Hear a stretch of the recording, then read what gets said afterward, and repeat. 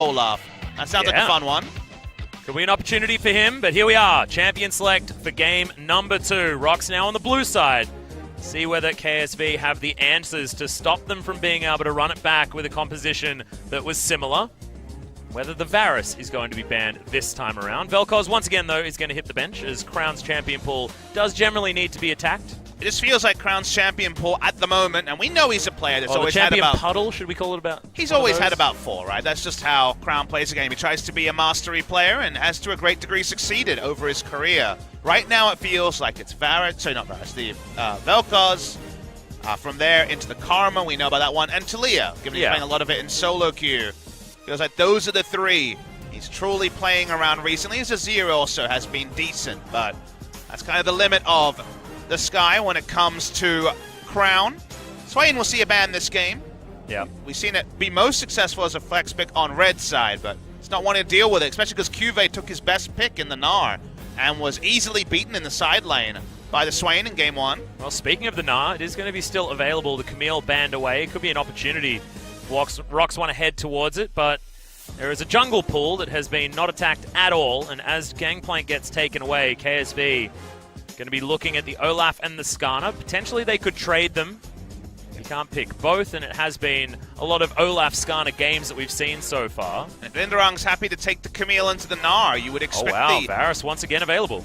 The premium jungler to be taken. I think it's Olaf or Varus, depending on how you look at this comp here if you're ROX Tigers. Those would be the 2 you'd consider as they show that maybe we'll see Lava return one day onto the champion that is now back in the pool. It might as well have been disabled on patch 8.4. Yeah, 8.5, theoretically it's okay, but it's going to be the Scion locked in here for the ROX Tigers.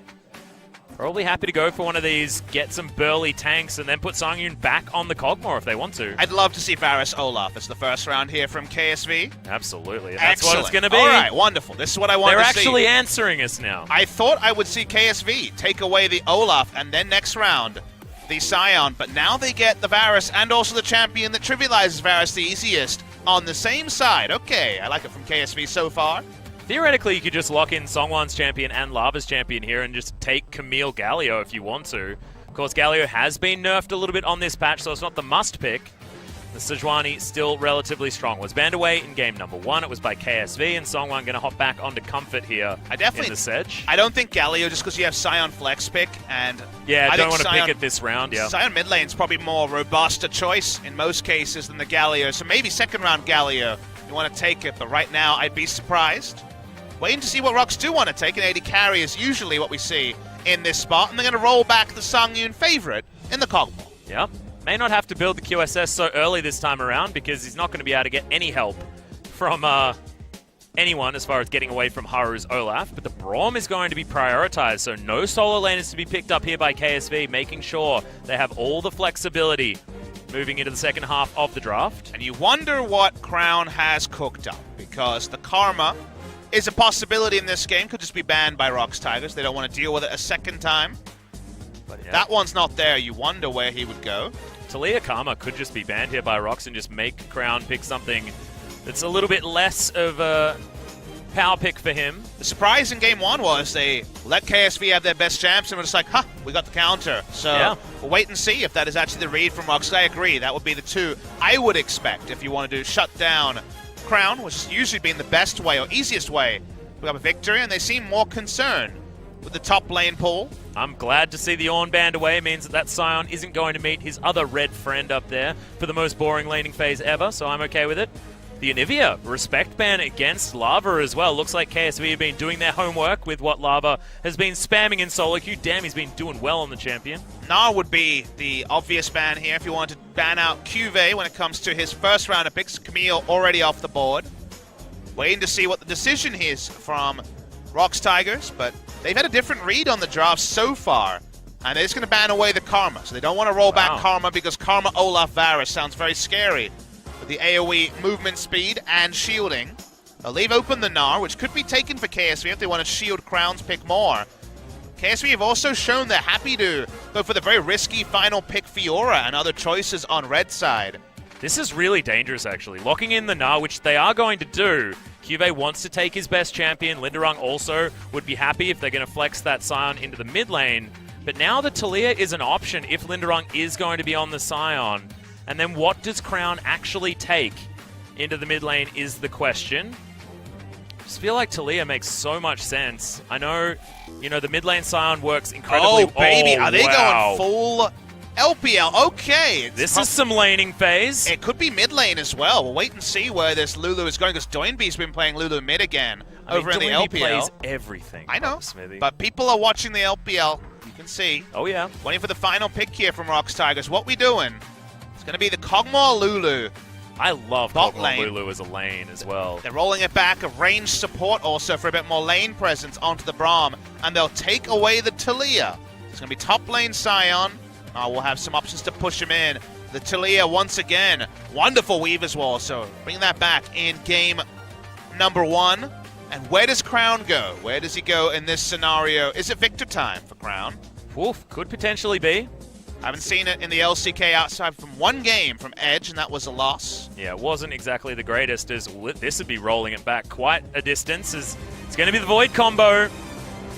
Seen the Varus and the Malzahar paired up together so many times. KT rolls to do it a lot. KSV also do it a lot, but this is certainly not a priority mid laner at the moment on the current patch. So we'll see what Crown's going to be able to make happen. First Malzahar we've seen on patch 8.4 onwards. I think the items are in a pretty good spot for him. A good item in Liandry's and Omicron, both of them are good pickups with how his play patterns go. It gives him a pick comp through the mid lane, and this empowers Haru. This is a very strong draft for Haru to take over the game. Not the sort of draft that would fit Ambition's play style, but if Haru rolls it back and plays aggressive, a lot of options to play through. I feel like in team fights are going to be heavily outscaled when it comes to the fact that Kog'Maw doesn't care about a Malzahar when he has Lulu and other options on his team. It's going to be a tricky one here. I feel like KSV need to play around the suppression, need to play on the Malzahar and also the bot lane. Varus Braum, one of our strongest 2v2s. Play aggressively with Haru. When able to play to their win conditions in game 1, they should have some pressure in top side with the Gnar. The Malzahar level 6 will give implied pressure in mid lane, and Varus Braum will be the winning 2v2 in the bot side. So it's very interesting how this draft has come together, but the unknown factor is if they can play around an aggressive jungler, because with Ambition they don't have one, and with Haru he's been up and down in performance. Who knows what we're going to get? That's what I was going to say, is which Haru version is going to hop onto the Rift. I want to see the Haru of old that can actually bring us to a game 3 here. KSV taking on ROX Tigers. Let's do it. Game 2 right now.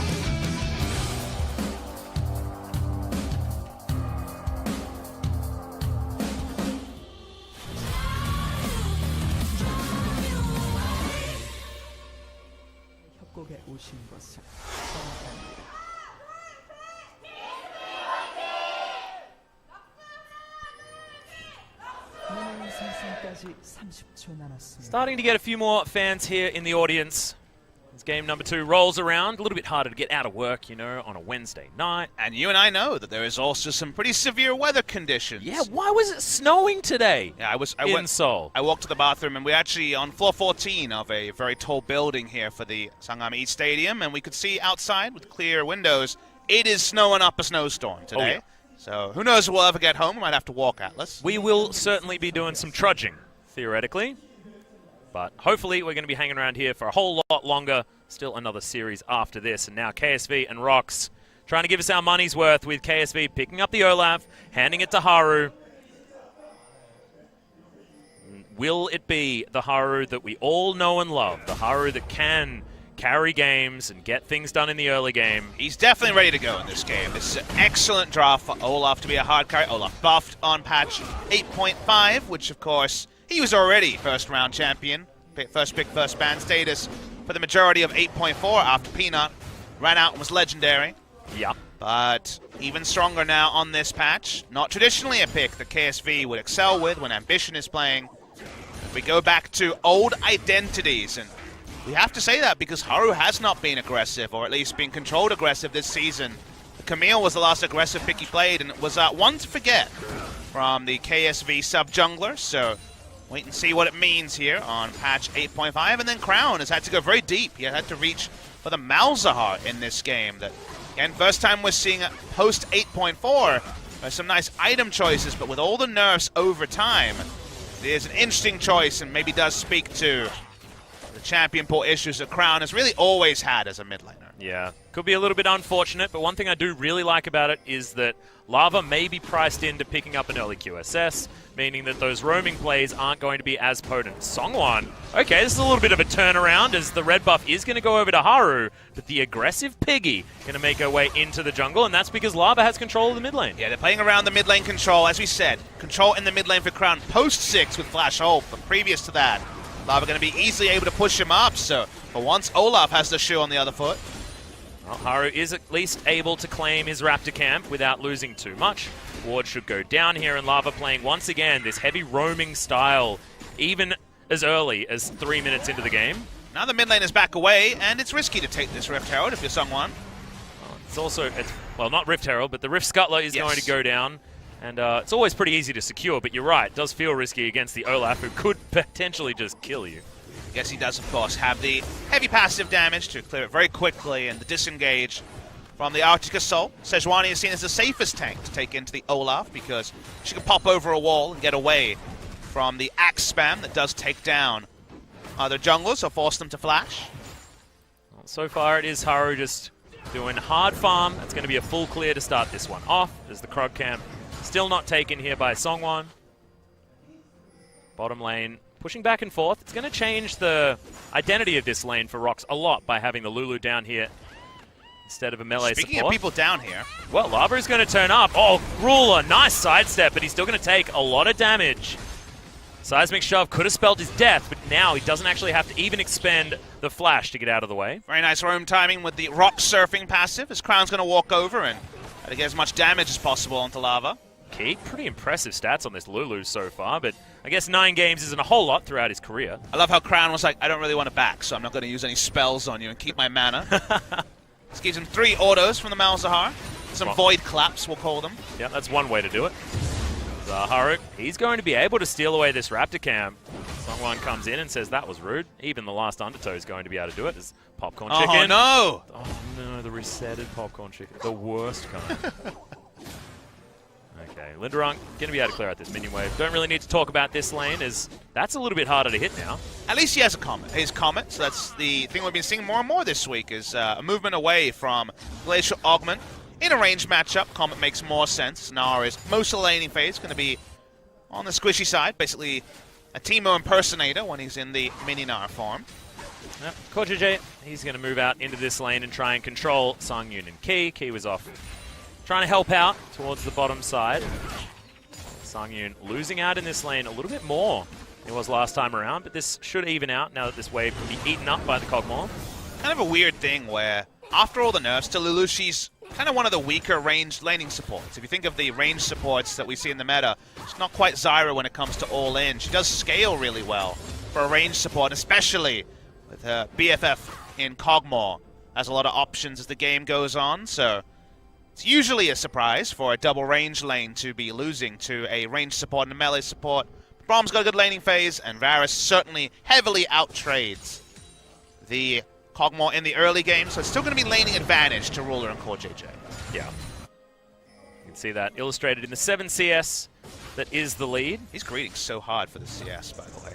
It's pretty nice, though. He's going to get a bunch of money. He got the early back, came back with the Nomad's Medallion. So a small change. Of course, guys, we are on 8.5 with hotfix. If you want to know the full patch info, the hotfix is there, so no bandits. You cannot get free gold against a melee support like you could before. That wasn't nerfed because of ranged melee supports. Sorry, ranged supports. That was nerfed because of all the laners stealing away the support itemization. Yep. But also, Kai'Sa is enabled, in case you're wondering. Disabled in other regions, but is enabled over in Korea. Yeah, and it's not the same as your solo queue games. I know she should be pick or ban status, but we're not on 8.6 just yet. I don't think they are either. I think Riot's having some slow rollouts. We do have 8.6 in Korea. Yeah, okay. Papa having played her already, making use of it. Confirmed busted. Did it feel like Release Diana, where it's just so much a free win? Is KSV looking to go aggressive, but doesn't find the Winter's Bite, and Key immediately turns it around, gets a bit of damage back. I could see the look in your eyes where you're like, am I queuing tonight? Yeah, baby. She's going to be banned. Damn it. She's really strong, but the confirmation for that will be rolled out later. From what I understand, given patch cycles, our playoffs start next Saturday, so we might actually be on 8.6 for playoffs, which is pretty hype. That would be certainly very exciting. We don't want to get everyone's hopes up just yet. We don't get the full information on things like that, but just trying to put 2 and 2 together there. Yeah, so much value here for Haru, able to steal away the Raptor camp. 2 spawns in a row. A lot of experience available to Haru. Should have a level advantage relatively soon. And we've already mentioned that now that Crown has level 6, it's time to start invading. It's time to start contesting the Sejuani, getting pressure in the red side jungle. Because if they can control the red side jungle of ROX Tigers, then it gets harder for Talia to run bot lane. They can potentially set up a turret take or a Drake take if the Drake is started. Songwon? It's a bit early. Yeah, this is an odd one, as the Arctic Assault is going to get him out, of course. That is a QSS on Lava, though. Has got level 7. Could weave his wall his way down, but then he's got a Doran's Ring worth of damage to try and contest, and that's going to be nothing, so that means KSV easily take down the first Mountain Drake of the game. If you think about it, playing to your items is something that we don't always see in League of Legends. We see people pick matchups and think about them, conceptualize them, then go for a build like QSS, start fighting, and wonder why they have no damage. That even happens at the professional level. Yeah. We see people playing tier Varus bot lane and getting heavy ganks by their team, but not having the damage to actually pick up kills. What I like from ROX is they look at the enemy team and say, what does it want to do? It wants to invade with Olaf, who gets lane pressure around mid after the Malzahar ult comes up. Rush QSS, stop that from being a lockdown onto the mid lane and chase down onto Talia. But then the Drake comes up, which is the next level by KSV saying, well, they don't have battle stats, I'd take a Drake. ROX Tigers don't opt into a fight that they might have been able to turn, because that wouldn't be playing towards their items, so it's smart of them to back away, just be defensive. They've gone QSS to stop people dying. Don't give over some deaths as well. Going for a Drake you are set up to fail at. Yeah. I think it's brilliant. ROX playing intelligently this time around, as the Wolf Camp is going to follow Songwon over here, but Lava says, I want the blue buff now. See whether he goes back after this. It's been a while since he's shopped, and he's only got a sick headband and wedding ring. Songwon moving his way over. Haru is discovered. Okay, Crown. Really go for the flash. No, he's not going to. Songwon's going to escape this one A-OK. The passive would have helped him out if Crown had have tried anything. Very tense around the mid lane because, like you mentioned, KSV are fishing with their strong Olaf and their strong Malzahar. And this is the time of the game where KSV really do want to be making things happen. This comp skirmishes so nicely at about this point.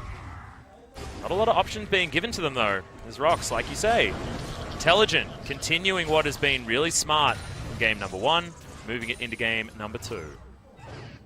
Itemization-wise, KSV still are going to be loving the adaptive helms in this particular game, as both threats are going to be going into the Rage Blade, and of course they're stacking AP onto the Talia. Still going to be nice item answers, but ROX was so smart at fighting in game number 1 that they're set up to do so again in game number 2. Songwon going to be very early scouted here by KSV. Yep, but you can see 4 men on the top side of the map, and they're just going to try and shove this one down. Roar the Slayer is going to land. A lot of wave clear comes in. Now it's a race to see who can take this first turret. As Cube, he's just exited. He's noping out of this situation, and this could be the swing back that ROX were looking for. It's 3 versus 4 as far as the push, but I think the ROX have got it. And you have to ask why as well, as we'll hold the explanation for the race. It's a close one. Oh, it's actually very close. I think KSV might be able to do it on the bottom side. No! First turret's going to go over to the ROX Tigers, so a bit of extra gold. And that's going to even things out, as the map is going to be opened up on both sides. But why are ROX Tigers doing it? The Gnar was doing, Sion was doing fine in the Gnar matchup. Think about how this game should play out.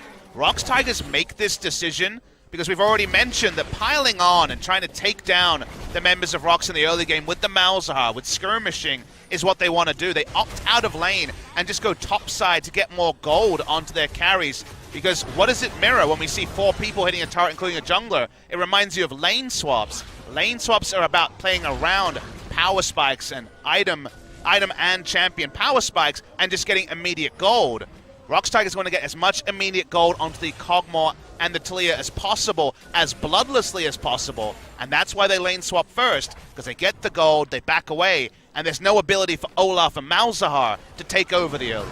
And it's also, like, there's an extra layer to this as well, because it allowed ROX to get some vision control on the top side of the map, which is where they want to be fighting around, because Shelly has spawned, and this could be the place where ROX want to try and gather their next option. Having control of top side of the map could be a real opportunity for them as well. That's where the objective is. There's no dragon just yet. It's in 2 minutes' time. They can move down and try and grab some control down there as well. So despite the vision that was handed over to KSV, bottom lane isn't going to be the option for ROX Tigers. They're going to have Linderung down there, but he can turn into a choo-choo train and get himself out. I like how Sungyun is freezing the wave topside. Again, it's how do we get the safest Rage Blade and second item, preferably, onto Kog'Maw before any action happens possible, is the mantra here from ROX Tigers. Probably going to be Ardent Sensor Rush onto Key, but it could also be another visit there. When you see the amp term after the Forbidden Idol, it's going to be the Ardent Sensor Rush. Yeah, Ardent Sensor is the option here. It's definitely going to be about 80 carries being empowered, and this 80 carry is going to have a Lulu in his pocket, which traditionally for the Kog'Maw has been a free victory. So getting the gold, being safe, just playing around the Kog'Maw power spike, that's all ROX want to do, and they haven't been greedy in the execution, which is good to see. This is a very well-drilled team, because I think they're playing out this game different to any other team in the LCK when we've seen these kind of riskier scaling comps when there's a big scaling early game advantage to KSV. It's good to see them come in with a plan. They need one. They do desperately want to win this series today. Yeah, just feels like a game played without any ego at all. They're just making sure that they only take the fights that they're going to win like a well-oiled machine. So I'm going to continue trying to defend this tower, but it's going to get more and more difficult as KSV move their way up. Good control ward positioning. Things are going to get swept. Okay, I'll see where the lava was actually caught out there as Weaver's Wall is an opportunity. Not going to be opted into. This is nullified. ROX Tigers, the longer they hold this game even, the better they feel. This Kog'Maw is going to be so empowered. He's behind in CS, but that's because he went for the lane swap first. Of course he's going to be behind in CS. It was about the push and getting gold onto all the members. The vision control very heavily on the side of KSV. But they haven't even taken the second Drake yet. It's been spawned for a little while, and it probably is going to be visited now. That's because Varus and Braum were on the top side, so no fast solo of the Drake coming through from the Olaf. It's all about delay. They're happy to take small disadvantages in the early game and just not open themselves up to any mistakes. That means that KSV, though, able to lock and load with a bit of extra objectives. Yeah, that bot side vision is going to pay off. Here as the Mountain Drake will be taken down, but ROX happy to concede. Dragons at this point, understanding that they're not very strong in that area. And he is the big winner here, Atlas. Look at that, an Ardent Sensor already. 15 minutes into the game. Is CoreJJ going to be inching towards just his first item, you know, just towards the full evolution of the Targons. But for now, going to be difficult. This is the time where ROX will start walking up and taking fights, but they're not face-checking and dying instantly to a Malzahar. Definitely fights where Sungyun's able to do very, very well. A lot of scaling on the Ardent Sensor these days, but still, you're going to have the Phantom hit coming through from the Rage Blade and the Ardent Sensor on hit damage and attack speed. That means the little Pugmaw is going to start packing a punch. Yeah, as soon as you press that W and get an Ardent Sensor, you're feeling damn good. Stacking up that Rage Blade and getting it all up there with the damage. But 20 minutes is the mark that we're going to be looking at here, because KSV have 2 Mountain Drakes. They have a composition that does want to fight sooner rather than later. Are they going to have a free Rift Herald? Is a question I'm going to ask pre-20 minutes, because that is something that would actually start to accelerate the game. Well, Chains of Corruption going to miss. Arctic Assault going to answer that quite nicely. There's now Lava. He's moving his way over, and here's the Fight Ruler going to get the flash in there, but he can't flash over the wall now, and Haru can't make his way in. Hi, Linderung. He's got his Frozen Heart already there. Sidesteps, but it's a good Nara into the wall. They get one as Crown is able to lock down the Sejuani, and now KSV are starting the fight. They get the Kog'Maw, and no more options for ROX Tigers, despite what looked like a great wall from Lava. It looked like the great timing, but Sungyun was almost out of mana. That was the big problem for them. They didn't have the vision control with a control ward in that River Brush.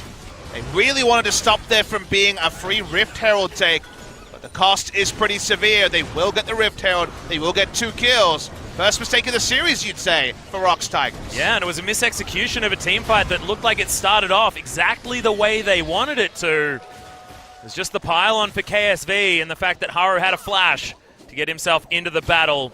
Nicely played from Crown there as well, just to make sure that the ultimate was ready. We're going to watch the replay and note the Sungyun already low on mana. basically doesn't get much involvement in the fight. There's a control ward, limiting their vision as well. Nice execution of KSV. They jump in, they delete, they're able to make things happen. There, everything's exposed. Lava, who was often not involved in fights in game one, but being able to have pivotal Weaver's walls was enough. Needs to be there in this game. It's actually gone for more combat earlier. No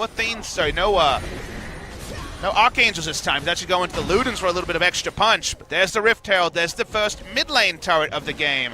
KSV are in control in a way they never managed to be in game number one. Yeah, almost a 2,000 gold lead here for KSV. It's dangerous times. It did look like all of the stars had aligned for how ROX wanted to play out that fight. They just weren't strong enough at that point. And Cuvee, 3-man Nah in the brush, was exactly what they needed to make sure that Sungyun couldn't get in there. And now he has no flash, Ruler as well. See whether KSV are going to be able to line up another battle that's going to help them out. First thought is that right now, job for ROX Tigers to get the map control back. That was fine to see 5 minutes ago, but increasingly is getting difficult to be completely abandoned to the side of KSV. They're walking up here onto a brush we know had a control ward in it, but Malzahar backed away. There's a Sion ultimate. That really good Unbreakable Misses. is going to come down as Linderung. Yeah, he's just going to boop into the wall. Okay, Haru makes his way up, but Ragnarok is invested in this, so they trade a wall for a red glowing Brolaf. And now KSV looking for the re-engage. They don't get any silences. Now Cuvee with not a lot of Narbar comes over to the side and gets slowed. So ROX successful disengage is going to still spell an advantage for KSV, positionally at least on the map. JJ actually has to flash. Unfortunate, as he stands behind Ruler to get over the wall. For a quick pick, because they knew there had been the disengage from Crown. Back away. Nothing further gained, but nothing further lost either from the side of ROX. Ultimate from Linderung went wide, and that really stalled out any real hopes for an engage there for ROX Tigers. And it seems like the next place of battle be the Infernal Drake, which spawns in a minute 20. Again, finding a place where they can get some vision has been so important for ROX after giving it up earlier. A couple of control wards, 3 in fact, in the top side, but they don't get a kill from that vision.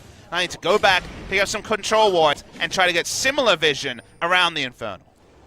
Well, we got pings out from KSV onto the Cogmore in the mid lane. Baron is going to spawn in 15 seconds. It was an early Baron play that ROX were able to capitalize on very well in game number 1. This time we've got control ward vision from KSV to make sure that isn't going to happen again. Feels like the adjustments have been done by KSV moving into game number 2. The 2-0 lead feels like a KSV game. 20 minutes in, only got 2 kills, but it's really interesting at how both of these teams are playing out their compositions. It's the ROX Tigers that look so much better than what they looked like against Kongdu Monster, and a KSV that's actually fighting back. Felt like they weren't against SKT in that series. Picking up Double Mountain, and soon to be an Infernal, if they take it, would really make their Baron threat massive, and they have a fantastic Baron taking team. With the Malzahar still having the Voidlings and being able to make it a very safe take. Not to mention Ruler as well, having a lot of damage. Got the vision control already. They got the map control implied from all their pick champions. So free objectives are kind of all over the map, depending on how big they are and what ROX is willing to surrender. Seems like for now, the surrendering will be on the Infernal. Going to be very quickly picked up by the side of KSV. Now they cannot afford to ever surrender vision on the top side. Otherwise, Baron will almost be a formality for KSV. Well, this is exactly what ROX sacrificed in order to get that vision available. You said that they needed to try and wrestle it back. Well, when the Infernal Drake is being taken is the only opportunity that they have, given the fact that KSV had so much more power. Now they're going to make their way in with 5 members, try and see what they can do. The Weaver's Wall is now going to be pivotal making this work, and Core JJ, we're going to be looking at him to get the Unbreakable up in time. KSV back away, they deal with some minions, that means ROX can move forward. This is always how it goes, a bit like boxing, one jab and then another, everyone taking their turns. ROX Tigers moving up, they want to pick up their second toe of the game. Looking for a bit of poke. Yep, some poke damage coming in there. And in goes Songwon, actually just misses the ultimate straight up. Chains of Corruption comes in, gets a stun onto the Cogmore, who uses the heal and not going to get stunned up enough. He managed to get at least some distance. Cuvee, great Mega Gnar timing as he hops his way over. Sion going to get his way out with the ultimate. Ooh, it's such tense times here in the mid lane. What does it mean? Because KSV can kite up towards the Baron. They don't know exactly how much vision there is, but they'll be able to clear out at least one of the wards. They're baiting now around the Baron buff. Not a lot of sweeping available, but control wards are still in the inventory of KSV. Felt like a high-risk, low-reward play when they looked for the turret dive. It seemed very unrealistic to be able to take down someone quickly, even in a 5v4, as Malzahar was going to be slow to rotate. After the miss, of course, it was pure disengage. From the side of ROX, they moved back. They've, again, found it hard to get any vision control around the Baron. They need to continue to play that game. They have a range support, not a melee support, so they need Sion or the Sejuani to walk up and start face-checking. The Sejuani's only level 10, and definitely not the most tanky. So for now, difficult for the side of ROX Tigers to get the vision control where they want, which right now represents around the Baron. Yeah. Well, we got Kog'Maw going back. Does manage to finish off the recurve bow, but he's behind once again as the QSS did need to be opted into. Nethergrasp, just too good coming out from Crown. That's going to be 2 QSSs already picked up by the ROX Tigers. So you look at that gold lead, it's about 2,000, but it feels a little bit more like 5,000, given the fact that there's a lot of money. It's going towards an item that had to be purchased and isn't going to go into damage. Okay. Arctic Assault does get Songwon away from potential engage options from KSV. But Ruler is just feeling so good this game. 2-item spike comes in very quickly, very easily for the Varus. Implied lead is bigger than the gold lead we see. Is Lava might just be burst here. QSS is going to be used. Yeah, but that means they don't have it available for the next fight. It's an 1,800 gold lead, but remember, it's also a significant amount of gold spent on QSS, so the battle stats are not there for the side of ROX. They're still defending, but KSV have gone zero-sum straight into damage and have control of the map. Double mountain. Calculations get a bit crazy when it comes to how much Baron damage they do. So very easy for ROX Tigers to be hurried, fight when they don't have their items, and just lose the game. This is where KSV want to strike. Yep. Control ward once again going to be wasted here as ROX are going through all of their options as far as checking these brushes. Cuvate. Meganar so incredibly close as Linderung may actually have to use that ultimate yet again. They're looking to turn this one around, and Songyun doing a lot of damage in the front line. He gets hit by the ultimate, but is it going to be enough here as Key is trying to help him? A big Gnar comes down, but Songyun, perfect positioning off to the side. Songwon, he's going to be the first casualty of this fight, but you need to look at the Kog'Maw and see whether he can get the damage done. Crown hit by the knockup from Linderung, but he's running out of health bar, as is Lava, and ROX Tigers are pushed back and lose their jungle. This should be Baron. Yeah, ROX doesn't have the damage items yet onto the Kog'Maw to make a fight that would otherwise work. Again, almost a complete 180, what we saw in game number 1. But we see KSV start the Baron with a teleport back. First low is going to be no. They're actually onto it. Remember, they have all this extra damage amp. They're getting it below 5,000. It's going to be dead. Yeah, there's a lot of low health bars, but it doesn't seem to matter. ROX just didn't get there in time. Okay, Crown, he's going to get booped back with the seismic shove, but Lava can't get too close. KSV still managed to disengage. Feels like game 1 all over again about where the power is being utilized. As I mentioned, a 180, because this time it's on the side of KSV. They're choosing the right fights as well. That means the ROX Tigers, before the items have been complete, just don't have the damage to win these fights. They're setting them up well, they're initiating them well, they're playing them out well, but because of the draft and because KSV were able to stack things like the Mountains and Infernals, they don't have a fallback plan, and they're being forced to fight when KSV are relatively at their strongest. They back away. First Baron goes to the side of KSV. They'll look to lose the minimum. They should have their items together by the time the second Baron spawns.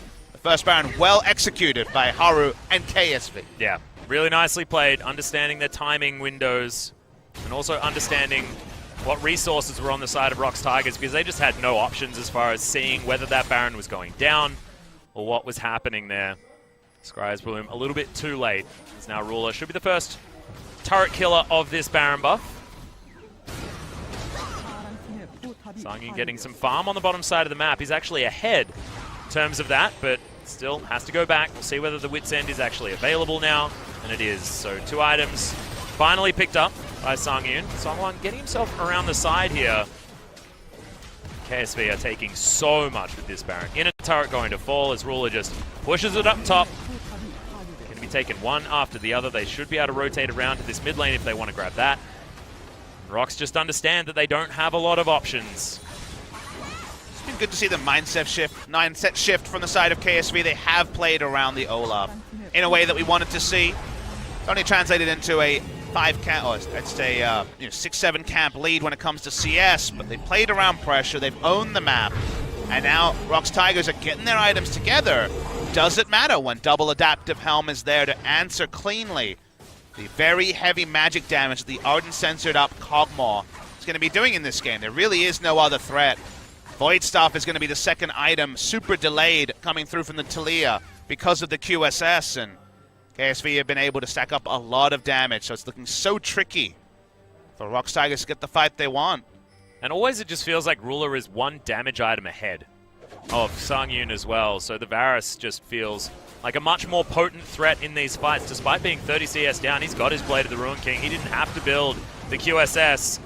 It's a very early Void Star. Feels like desperation here from Lava, just very eager to have some sort of relevance, but against these adaptive helms, it's so hard to do any damage. It is a good time to build Void Star because he does have flat shred coming through from the Kog'Maw, so there is synergy between the two when it comes to Taliyah actually being able to do damage to the front line. And it's only the front line that has that magic. It's not there as much for the rest of the team.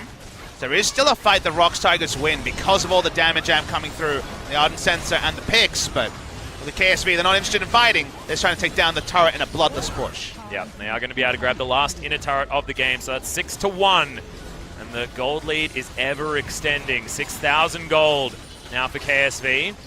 ROX, they've got options moving later into the game, but not if they're going to fall this far behind. This feels like tempo is so far in favor of KSV, it's going to be so difficult for the ROX Tigers to actually claw anything back. There's going to have to be some Jin Air levels of stall to try and help this one out. Thankfully, we are on patch 8.5 for you ROX fans, because those banded up Baron minions are no longer going to be that threat, as you've been talking about earlier on, Papa Spin. And the Jin Air fans can be happy because the chance of the game going over an hour went up. Hooray, everyone rejoices. There we go. The Fiestas may indeed come back. That's what we always want here over in the LCK. We just want more League of Legends, guys. We definitely give you the most League of Legends. We do. In English, at least. The LPL has more games, but of course not all the games being broadcast, sadly. How do you guys feel about 39-minute First Bloods? Because we've got the rematch of that particular series coming up after this. I love how, of all the things you could use to sell the series, the fact that it had a 39-minute First Blood, ignoring the fact that it's our first sighting of the newly crowned first place team that will play in the grand final. Yeah. Ignoring all the stars, you're just like, hey man, how about 39-minute First Bloods? Look, if you're a big fan of League of Legends, I just feel like that's the way to do it, because you know you're going to get your money's worth by watching that series. Come on, man. I know, we can talk about all the other things, but it's sometimes exciting. Well, sometimes exciting, one of the subtitles of the LCK this season. Other times, potentially not so much, but at least we're going to talk about fun things. Seeing Sangyun really would love a Hurricane. That's what he's going to probably buy with his Zeal item to hope to actually shred the front line so that the Taliyah can do damage. Still skeptical on that because, again, she's fairly low damage build. And there is the Hurricane. So, don't know how much better it gets with further items unless you start going for Blade of the Ruin King, Infinity Edge, if you are the Kog'Maw. Yeah, still an option.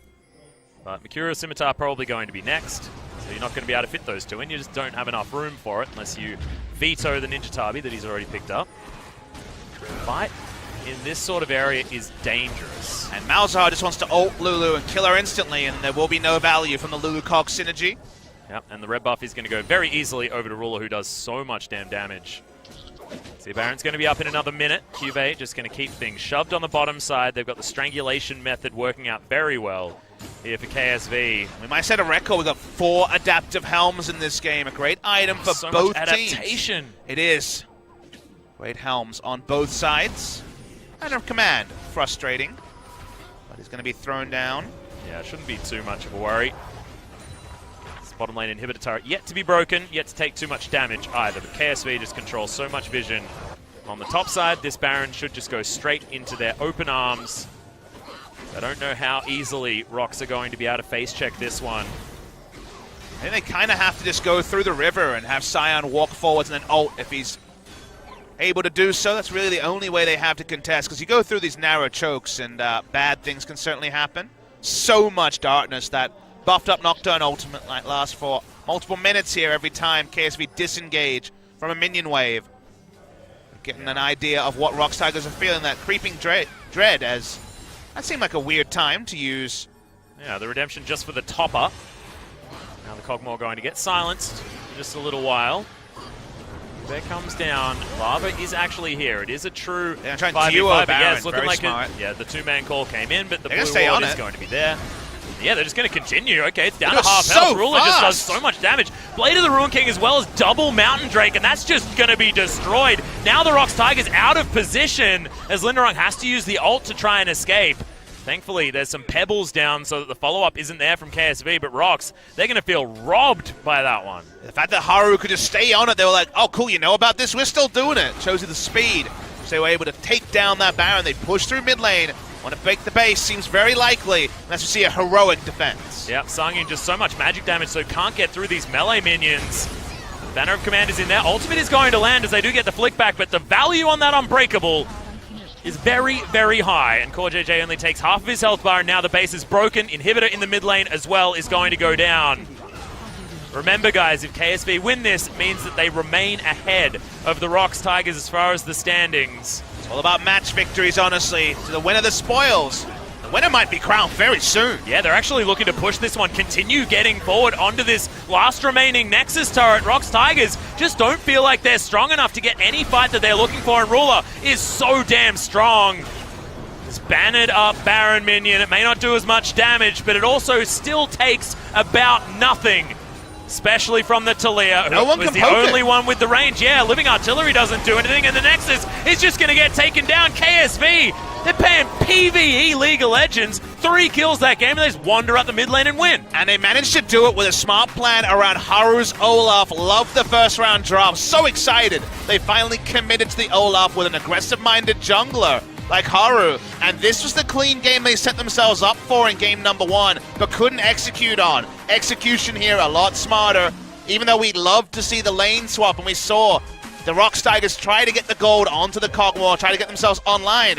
They were then strangled out of any map control. I don't even know if they went past the river in the last 25 minutes of the game. And it also ends fast because KSV are able to read the situation and understand, hey, wait, we can just end. We don't even need to recall. Yeah. At 33 minutes with 5 members alive, we still end the game. Yeah, well, 2 games so far, 2 Olaf victories. See whether he's going to be banned away as we move to game number 3. Now, a lot of options on the table as far as what you want to ban away. Lava didn't manage to get the work done on the Talia this time. Do they still want to look to deny that away from Crown as we head towards game number 3 as well?